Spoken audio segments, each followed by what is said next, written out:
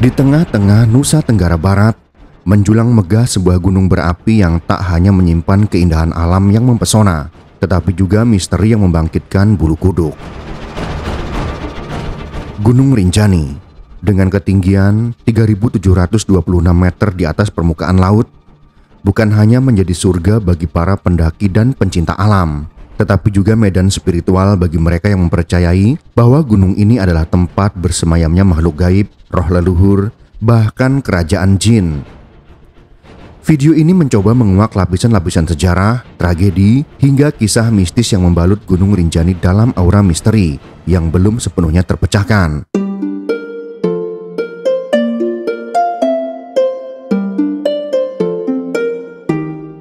Nama Rinjani konon berasal dari kisah cinta antara Dewi Anjani dan seorang raja dari kerajaan gaib. Dalam cerita rakyat Sasak, Anjani adalah putri dari Datu Tuan, seorang bangsawan sakti dari Lombok. Suatu ketika, ia jatuh cinta dengan makhluk gaib dan menghilang ke dalam dimensi lain. Gunung itu kemudian dinamai Rinjani, yang berasal dari Anjani, sebagai simbol tempat hilangnya sang putri ke alam gaib.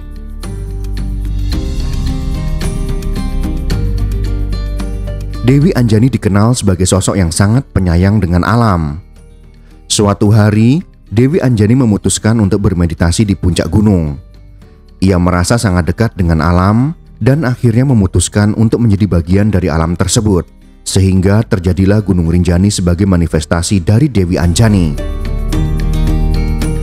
Dalam versi lain, ada cerita yang mengisahkan tentang seorang raja yang memohon kepada para dewa untuk melindungi rakyatnya dari bencana alam. Sebagai jawaban atas doanya, para dewa menciptakan Gunung Rinjani sebagai benteng alami yang melindungi pulau tersebut dari berbagai bencana. Legenda Gunung Rinjani juga menggambarkan pentingnya hubungan antara manusia dan alam. Dalam tradisi masyarakat Sasak, penghormatan terhadap Gunung Rinjani dilakukan melalui upacara-upacara adat yang disebut Mulang Pekelem. Upacara ini bertujuan untuk menghormati roh-roh leluhur yang diyakini bersemayam di Gunung Rinjani, serta menjaga keseimbangan alam agar tetap harmonis. Kearifan lokal lainnya dalam tradisi upacara adat sebelum mendaki Gunung Rinjani yang dikenal dengan nama Ngayu Ayu. Upacara ini dilakukan untuk meminta izin dan restu dari roh penjaga gunung agar perjalanan mendaki berjalan lancar dan aman. Selain itu, legenda ini juga menekankan nilai-nilai seperti gotong royong, rasa hormat kepada leluhur, dan pentingnya menjaga lingkungan. Masyarakat percaya bahwa merusak alam bisa mendatangkan malapetaka, sehingga mereka sangat menjaga kelestarian lingkungan sekitar Gunung Rinjani. Ini menunjukkan betapa kearifan lokal menjadi bagian penting dari kehidupan sehari-hari mereka, menjaga keseimbangan antara manusia dan alam.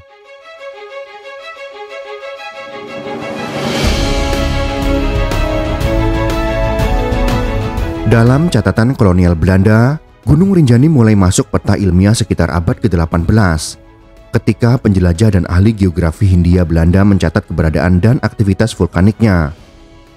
Pada tahun 1847, naturalis Johannes Elias Theismann dan ahli botani lainnya mencatat flora dan fauna unik di sekitar Rinjani. Rinjani sendiri merupakan stratovolcano yang secara geologis aktif dan berbahaya. Ia termasuk dalam cincin api Pasifik dan memiliki kaldera besar dengan danau kawah bernama Segara Anak yang terbentuk dari letusan besar sekitar tahun 1257 Masehi. Letusan ini diyakini mempengaruhi iklim global dan menyebabkan penurunan suhu bumi saat itu. Meski warga lokal suku Sasak dan Bali telah lama menjadikan Rinjani sebagai tempat ritual dan spiritual, catatan tertulis tentang pendakian baru dimulai pada awal abad ke-20. Pendakian resmi dan sistematis pertama kali dilaporkan oleh tim ekspedisi Belanda sekitar tahun 1901. Mereka menyusuri jalur dari Sembalun, salah satu pintu masuk utama pendakian hingga kini.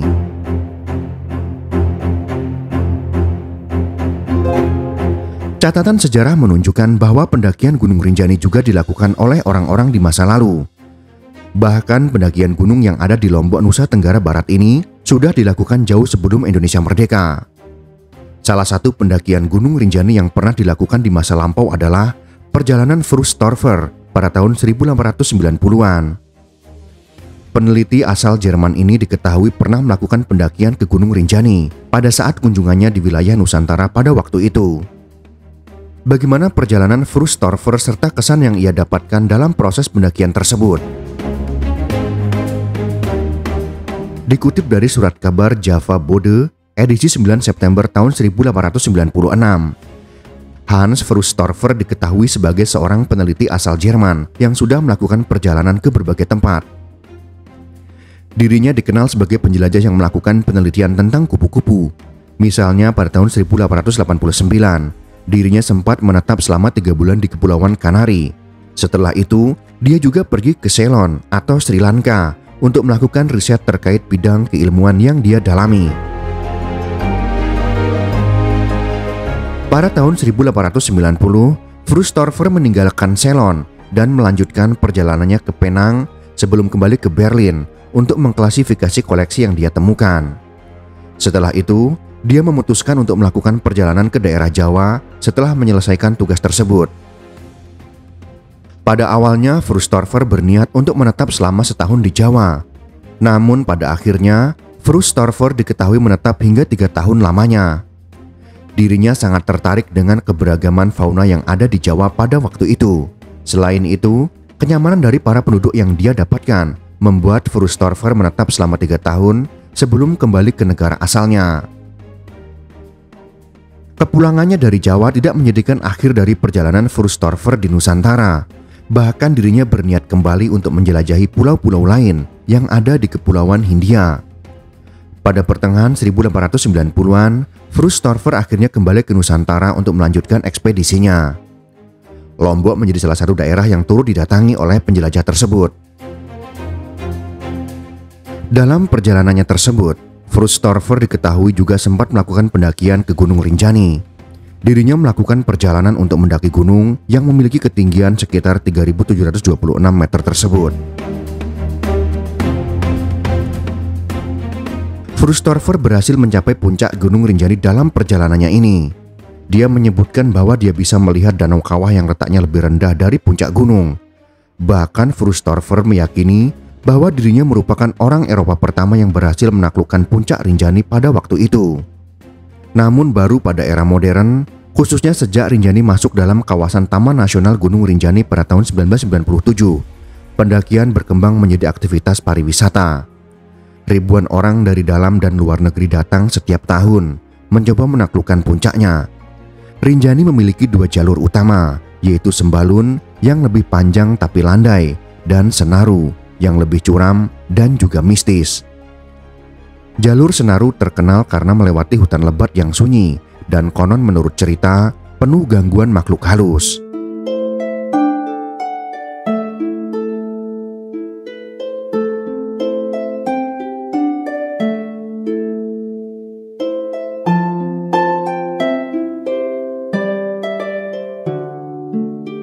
Gunung Rinjani meskipun mempesona, adalah medan yang menantang dan tak kenal kompromi.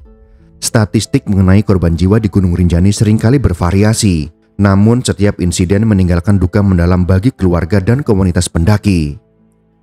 Umumnya penyebab kematian di Rinjani adalah meliputi, yang pertama adalah hipotermia. Perubahan cuaca yang ekstrem di ketinggian seringkali tidak diantisipasi. Suhu dapat turun drastis, terutama pada malam hari atau saat badai tiba-tiba. Banyak korban meninggal karena hipotermia akibat perlengkapan yang tidak memadai atau kurangnya persiapan menghadapi kondisi dingin yang menusuk tulang. Yang kedua, terjatuh atau terprosok. Jalur-jalur di Rinjani, terutama di dekat puncak atau jalur menuju Danau Segara Anak, seringkali curam, berbatu dan licin. Kecelakaan akibat terpleset atau terprosok ke jurang adalah penyebab kematian yang sering terjadi, terutama saat kondisi visibilitas buruk atau pendaki kelelahan. Yang ketiga adalah penyakit ketinggian akut atau Acute Mountain Sickness atau EMS. Meskipun tidak seumum gunung-gunung yang lebih tinggi seperti Himalaya, EMS dapat menyerang pendaki Rinjani, terutama jika mereka naik terlalu cepat tanpa aklimatisasi yang cukup. Kondisi ini dapat berkembang menjadi edema paru atau otak yang berpotensi fatal. Yang keempat adalah kehabisan logistik. Beberapa kasus kematian juga disebabkan oleh kehabisan air dan makanan, terutama jika pendaki tersesat atau terlambat mencapai pos-pos perbekalan. Dan yang kelima adalah serangan jantung atau penyakit lainnya. Kondisi fisik yang tidak prima dapat memicu serangan jantung atau memperburuk kondisi kesehatan lain saat mendaki gunung yang berat seperti Rinjani. Gunung ini bukan hanya indah, tapi juga mematikan.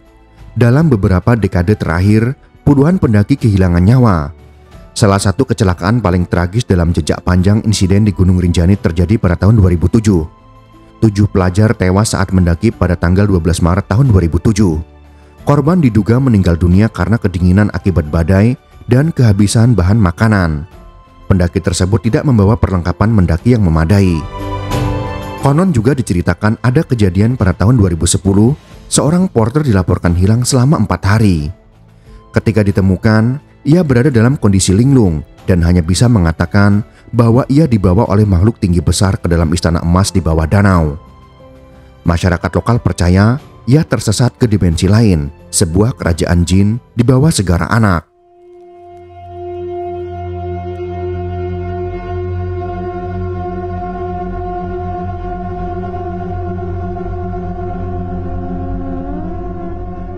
Sudah banyak korban pendaki yang meninggal tragis di Gunung Rinjani. Peristiwa tragis berikutnya bahkan yang terbaru adalah kematian wisatawan Brazil yang bernama Juliana Marins yang terjatuh ke dalam jurang di kawasan Gunung Rinjani. Juliana akhirnya ditemukan dalam kondisi tak bernyawa setelah dilaporkan hilang sejak tanggal 21 Juni tahun 2025 usai terjatuh sejauh 200 meter ke arah Danau Segara Anak. Kejadian ini menjadi sorotan nasional bahkan internasional, terutama setelah proses evakuasi yang berlangsung dramatis selama beberapa hari dan terkendala cuaca ekstrem serta medan berbahaya.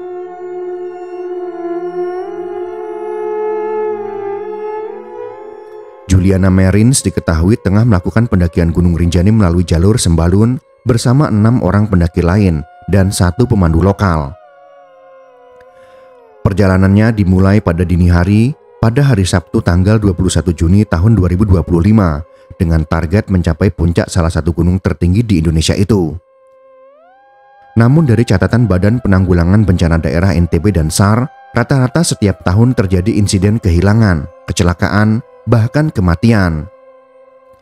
Beberapa lokasi yang dianggap angker dan sering menelan korban adalah Puncak Dewi Anjani, Tanjakan Penyesalan, dan sekitar Danau Segara Anak.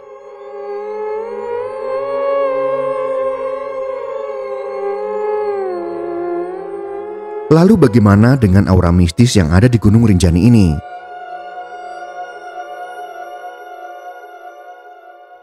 Mistis adalah kata yang tak bisa dipisahkan dari Gunung Rinjani. Masyarakat Sasak dan Bali melihat gunung ini bukan sekedar tempat tinggi, tapi juga sebagai pusat spiritual dan tempat tinggal para dewa. Bahkan ritual pekelem masih rutin dilakukan, yaitu upacara menghanyutkan sesaji ke danau sebagai persembahan kepada penunggu gunung. Cerita dari para pendaki seringkali senada, mendengar suara gamelan di tengah hutan, mencium bau dupa di tempat sepi, melihat sosok wanita berambut panjang berpakaian putih yang sering diduga sebagai Dewi Rinjani, hingga tersesat dalam jalur yang tak masuk akal. Salah satu kisah yang menyeramkan adalah pengalaman seorang pendaki asal Perancis pada tahun 2017 yang mengaku melihat rombongan pengantin melintas di jalur pendakian malam hari. Ketika ia menceritakan hal itu kepada porter, wajah sang porter pun pucat. Ia berkata, "Itu bukan manusia, itu adalah arak-arakan makhluk halus yang biasa muncul saat bulan purnama." Ada pula kisah tentang Danau Segara Anak yang tak boleh dipandang terlalu lama. Konon katanya, jika terlalu lama menatap airnya, seseorang bisa merasa dipanggil dan akhirnya berjalan ke tengah danau dan lalu lenyap.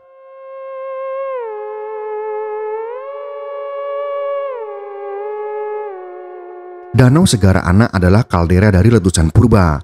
Airnya berwarna biru kehijauan dan sangat tenang, membuatnya terlihat seperti cermin raksasa. Di tengah danau berdiri Gunung Barujari yang dijuluki sebagai anak dari Rinjani. Gunung kecil ini masih aktif dan beberapa kali meletus dalam 2 dekade terakhir. Namun banyak juga yang percaya bahwa danau ini adalah gerbang ke dunia lain. Sebuah mitos menyebutkan bahwa jika seseorang berani menyelam di danau itu pada malam hari, ia akan bertemu dengan kerajaan jin yang megah dan penuh cahaya. Mitos itu semakin diperkuat oleh keberadaan ikan mas raksasa yang diyakini sebagai penjelmaan roh penjaga danau. Para pemancing lokal kadang mengaku melihatnya, namun tak pernah bisa menangkapnya.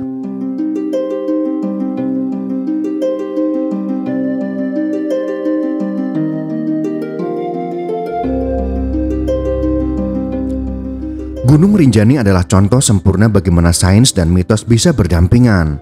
Di satu sisi, para ahli geologi mengkaji letusan-letusan besar Rinjani, terutama letusan kolosal pada tahun 1257 sebagai penyebab fenomena Little Ice Age di Eropa. Debu vulkanik dari Rinjani diduga menyebar ke seluruh dunia dan tercatat dalam kronik Eropa dan Cina sebagai matahari terbenam selama berminggu-minggu.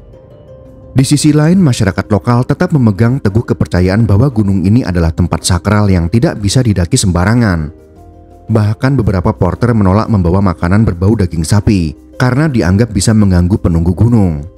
Penelitian antropologis juga menunjukkan bahwa kepercayaan mistis terhadap Rinjani menjadi bagian penting dari identitas budaya masyarakat Lombok. Bukan hanya pengetahuan, tapi juga spiritualitas yang hidup dan berkembang di sekitar gunung ini. Gunung Rinjani adalah paduan indah antara kekuatan alam, sejarah panjang, budaya lokal serta dunia tak kasat mata yang dipercaya masih hidup dan mengamati setiap langkah manusia.